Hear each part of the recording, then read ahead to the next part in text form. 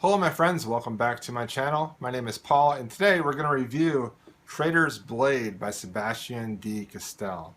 I'll also put up a graphic on the screen once in a while just showing my thoughts on the book as I'm talking about it. Traitor's Blade is a swashbuckling fantasy that features three main characters that are like brothers, and it was fantastic.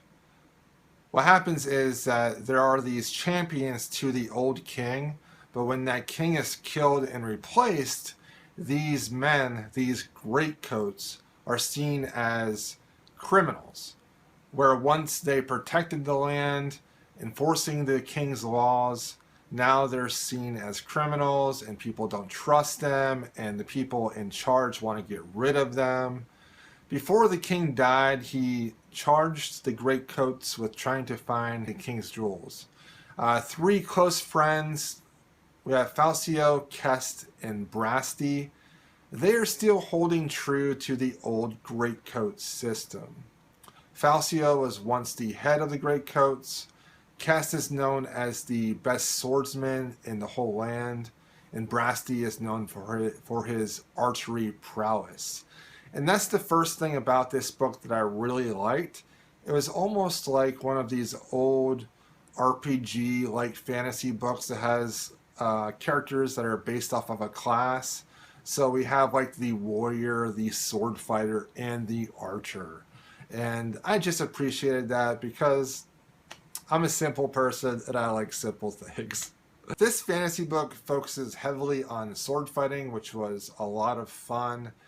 Castell knows a lot about sword fighting, obviously, and the action is extremely easy to follow. And it's not too detailed to like bog down the scenes and wordiness. And what's cool is Castell talks about these moves that these sword fighters make with the swords prior to them using those moves. So in the actual fight, when they say what move they're going to use, you then remember what that move entailed. I really enjoyed the friendship between the three characters. They're like brothers and they pick on each other. The plot and the world building is relatively easy to understand and not very complex. It doesn't really bog down the book much, and the book reads relatively quickly. In fact, the pacing might be a little bit too fast. The reason why I say that is because the scenes change without much transition or explanation. It is almost as if our characters have to be at a certain place with a certain scene, and the writer just kind of puts them there at times. It's kind of jarring. It makes the book a little bit uneven as well. Also, this world is relatively bleak. The women are not treated well. The animals aren't treated well. And there's no qualms about torturing people. Even though I enjoyed this book quite a bit and I loved the action scenes, it still was relatively average for everything else. I'm hoping that the rest of the series really makes it more complex. Number one, what I really want to see in the sequels is a female character that's not a victim, that has some authority and power over herself, and to really have the world building be opened up in interesting and complex or surprising ways.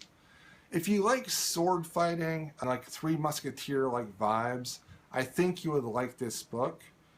If you want to read something new and unique, this one might not be the one for you. So for character, I gave it a 4-star rating.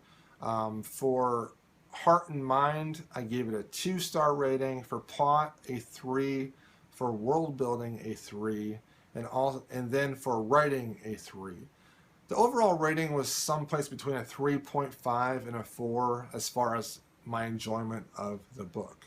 My favorite quote was, "That's what being free means, not the right to do whatever you want, but the right to take a stand and say what you'll die for."